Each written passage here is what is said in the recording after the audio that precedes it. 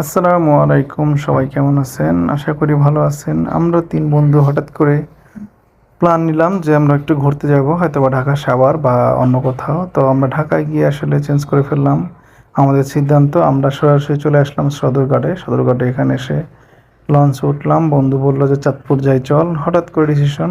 তো যেই কথা সেই কাজ। তো আমরা লঞ্চে একদম ছাদে উঠে গেছি, চাঁদপুর লঞ্চে। এটা আপনার ডেকে ৳৩০০ করে ভাড়া। তো বন্ধুরা নিচে চল, একটু নিচে গিয়ে আসলাম। নিচে গিয়ে দেখলাম যে খুব ভালোই লাগে। এরপর একটু পোজ নিলাম আর কি উপরে বসে। তো যাই হোক, এরপরে আমরা সবাই মিলে এখানে কিছু খাওয়া দাওয়া করলাম। পাশাপাশি আমার বন্ধু এক গাদা বড়ই নিয়ে আসলো, সাথে কিছু বাদাম বুট এগুলো খেলাম। এরপরে আমার বন্ধু কিছু চাপাবাজি করলো আর কি, কিছু বয়ান, কিছু তথ্য উপাত্ত দিল আমাদের। হ্যাঁ, আসলে আমাদের মানে ঘোরাঘুরিটা আসলে এরকমই হয়, হঠাৎ করে তেমন কোনো প্ল্যান থাকে না। হুট করে আমরা ঘুরতে যাই কোথাও না কোথাও। যদিও মানে আগের ভাগে কোনো প্ল্যান নেই।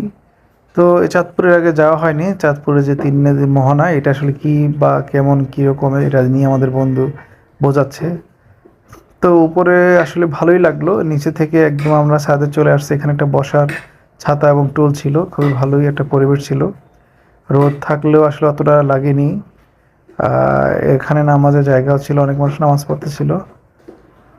তো আমরা ইতিমধ্যে বুড়িগঙ্গা নদী কিছুটা মানে পাড়ি দিয়ে ফেলছি আর কি। তো এই লঞ্চ যাওয়ার পাশাপাশি দেখলাম যে একটা নৌকা এসে লঞ্চের কাছাকাছি চললো, খুবই ভালো একটা দৃশ্য ছিল। এর পাশাপাশি দেখলাম যে অনেক জেলে একটা নৌকায় করে মাছ ধরতেছে, মাছ ধরে যাচ্ছে হয়তো বা মাছ ধরে ফেলছে, নিয়ে যাচ্ছে, এরকমটা দূর থেকে বোঝা যায়নি। তো এই নদীর উপর থেকে দেখলাম আরও লঞ্চ, ছোট স্টিমার এবং সাথে আরও এক বড় জাহাজ মালবাহী কন্টেনার নিয়ে যায় আর কি। তো এই দেখতেছেন জেলে মাছ ধরতেছে খুব পরিশ্রমের মাধ্যমে আর কি।